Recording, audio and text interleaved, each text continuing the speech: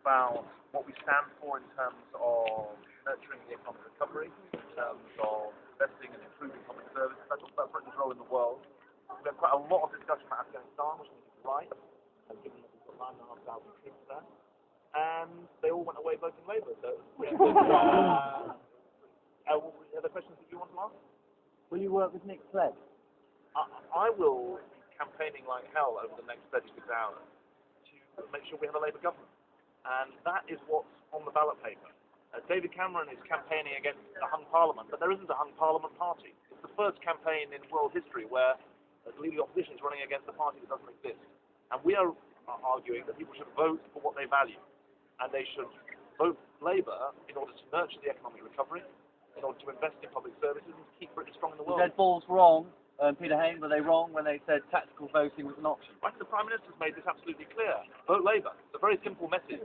If you want to make sure... Well, the Prime Minister set out very, very clearly what the situation is. And I think that's right. People should vote Labour. That's our argument. I'm campaigning all over the country. Day before yesterday in North Wales, yesterday in the East Midlands. And I really believe that the electorate are yearning for serious, substantive engagement with the issues. The whole campaignology, the processology, is actually a media obsession. And what matters is where people think the country should go. And I would plead with people, vote for what you value. Look at the different economic, social, political, and international manifestos and offers that are being made by the different parties. But if you try and game the election, you're not going to end up with the sort of outcome that you want. And it's supposed to be a democratic conversation where people vote for something, not just trying to game the system. Do you want to be Labour leader? I want to be a successful Foreign Secretary in a re-elected Labour government. And that's the most important thing that all of us can do. You were trying to get in up there, weren't you? I'm sorry. I wasn't discriminating against you, I promise you. It's fine. Well, we're not going to afford it. Angus Spencer, right, you've heard it before. Why did you betray the Labour Party by allowing you to be a federal election?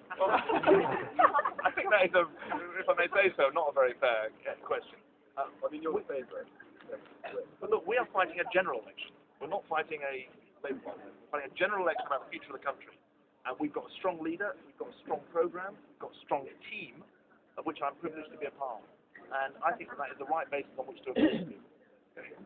If Labour won the election, would Gordon Brown stay Prime Minister, or would you do it Tony Blair? No, of course he would stay Prime Minister. I mean, But that's what Tony Blair said. Gordon is absolutely clear. Gordon has done 3 years, Tony has done 10 years. So there's quite a big He's difference. done 3 years without the mandate.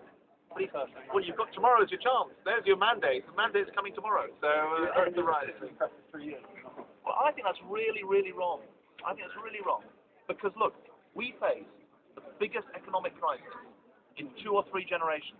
But we were very bad. Just let me move on one minute. We face the biggest economic crisis in 2 or 3 generations. The wrong decision would have mean you'd have gone to your cash point and you wouldn't have been able to get any cash out. Right? The other parties opposed the nationalisation of Northern Rock. They opposed the quantitative easing of the Bank of England. They opposed the nationalisation or the part nationalisation of the Lloyds Bank and the RBS. You would not have been able to get money out of your cash machine. The biggest economic decisions we've got right. And as for the argument that we weren't ready, we reduced the debt after 1997. We've got a lower debt than Germany, lower debt than Japan, lower debt than America.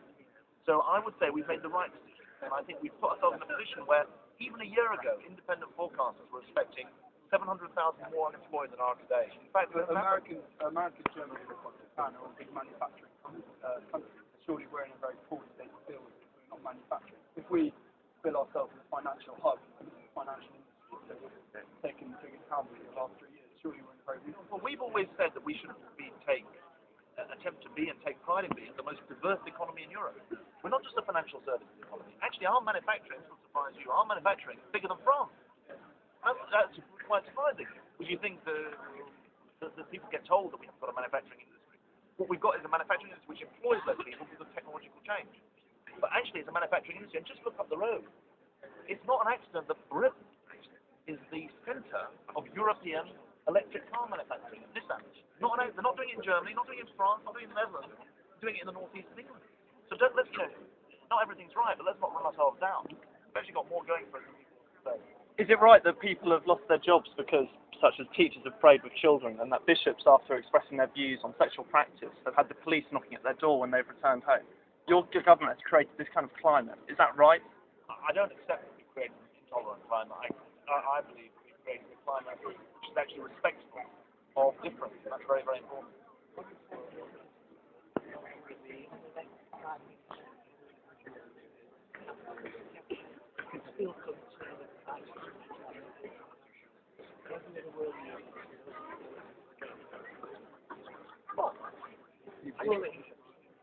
No, I mean, look,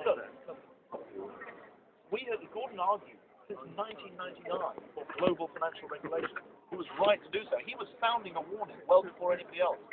Now, I don't think it's right to say that somehow it's wrong to talk about the fact that we live in a world where the connections between different parts of the world are closer than ever before. Economic connections, environmental connections on climate change, social connections, migration, also security connections, terrorism. And I don't think you should attack a politician for act local, but also act global. If you only act local, you're not going to get the change that you need. All right. To be a seeker after the truth, of course. I don't know why you're laughing. No, well, I got into politics because I wanted to make a difference. I was brought up to believe that actually it's not fate. It's actually the decisions that people make. And if you can make a difference, you've got a personal moral responsibility to do so. And people make a difference through their employment, people make a difference in their community, people make a difference through scholarship, through business, through culture. And I'm trying to make a difference through politics. That's how I got into it. I would say I'm surprised to find myself where I am today, but I think that it's really important that we encourage people to believe that public life, public service, is not something that people go into because they're trying to make money for themselves. With my difference, I would defend Tories and Lib Dems and Greens on the same basis. Public life in Britain is not people to people, it's not stuff with people who are trying to make themselves. They're trying to make a difference to their community. And that's why the first thing I said in the hall upstairs is use your vote.